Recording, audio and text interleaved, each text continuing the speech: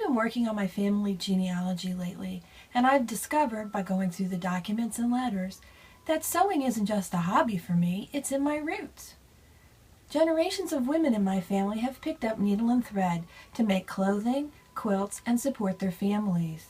Here's a little bit of history about the women in my family. Our story begins in 1849. My third great-grandparents, Thomas and Margaret Ryan, buried their only son, then packed up their 4 daughters and fled the potato famine of Ireland. The young immigrant family settled in southern Illinois. At the age of 20, their daughter Mary wed another immigrant, John Kennedy, and they began a family. John and Mary's eldest daughter, Ida, was my great-grandmother. Ida had 7 brothers and finally a baby sister. Ida learned to sew her own garments, probably taught by her mother or grandmother. She was quite accomplished in embroidery and lace-making. At 15, she left home to attend a girls' boarding school and later became a teacher in a one-room schoolhouse. Mary Kennedy died when Ida was 28. Her father sent for her to come home and care for the younger children. She became the cook and seamstress for the family of 10. Still unmarried at 33, I'm sure Ida thought she would be a spinster. Fortunately, she met John Wesley Reno, a well-established businessman. At 26 years her senior, he proposed marriage, and they soon had a daughter and a son. When my grandmother May was born, Ida selected the finest cotton batiste to sew a baptismal gown for her baby. Both of her children and nearly 75 grandchildren and great-grandchildren have been baptized in those garments. Ida and her husband moved to a homestead in Missouri. Ida's sister Zoe missed her sister terribly. The summer May was born, Zoe wrote a letter begging Ida to visit. "Please come and stay with me this summer and make me some clothes. I'll be so lonesome all day long with no one at the house." When May was about 10, she complained to her mother about a dress Ida had made for her. Ida's response was quite practical. "If you don't like what I sew, learn to make your own clothes." So May picked up a needle and thread and began lessons, and soon was sewing quite well. Following her mother's footsteps, May became a teacher, taking a job in St. Louis. She caught the eye of a young man named John, and the two were married in 1914. May and John raised 7 children during the throes of the Depression. May turned to her sewing skills again and again. She took special care to make a dress for each daughter as she received the sacraments. And she was a prolific quilter.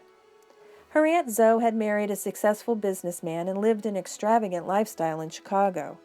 Zoe would send last season's clothing to her niece, and May would alter the dresses to fit her 4 girls.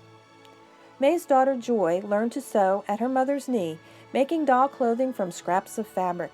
Joy and her sisters would rush to get the funny pages from the Sunday paper, not for the comic strips, but for the paper dolls and fashionable clothing printed in color. In the days before television, they spent hours drawing new clothing for the paper dolls.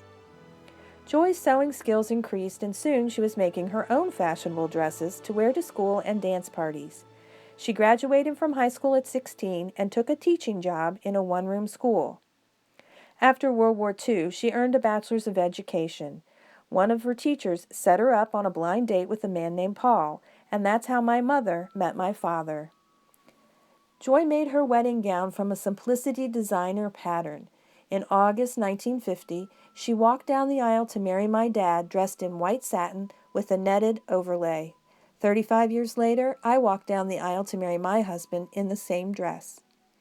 My mother loved clothing. She loved the challenge of working with vogue patterns and expensive fabrics. She didn't shy away from tailoring blazers and outerwear. She was precise in her sewing, especially when it came to top stitching and matching plaids. When the American Sewing Guild began to register members in 1978, Joy was one of the first in the St. Louis area to join. She returned to college in the 80s to become certified in home economics. She took a job teaching clothing construction on the high school level, sharing her love of sewing with another generation. Her neighborhood group honored her during the 25th anniversary of the American Sewing Guild by presenting her with a memory quilt. She submitted an outfit embellished with shashiko to the 2003 ASG sewing competition and earned an honorable mention.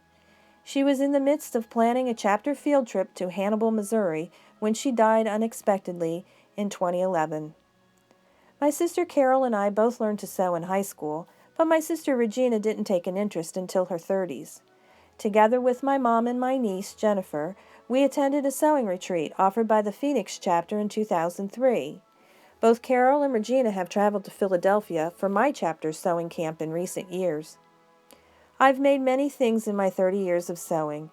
I made play clothes for my 4 children and once in a while sewed outfits that matched. I've made clothing for myself, items for charity, and over 20 baby quilts that I've given to every newborn great-niece or nephew that I am blessed to have. I've taught my daughter some sewing skills too. While it isn't her passion, at least she knows how to hem a pair of pants. I think that someday she'll turn to sewing as a hobby because she knows that a handcrafted gift is truly a gift from the heart. What does the American Sewing Guild mean to me? Sewing is in my blood. My great-grandmother did it, my grandmother did it, and my mother did it. Furthermore, they taught others how to sew. In their own way, they, like ASG, promoted sewing as an art and life skill. And now it's my turn. My membership in ASG has been a wonderful experience. It's helped me improve my sewing skills, and I've made great friends there who have encouraged me to price my work appropriately and motivated me to teach others about sewing. Like my mother would say, let each one teach one. That's what ASG means to me.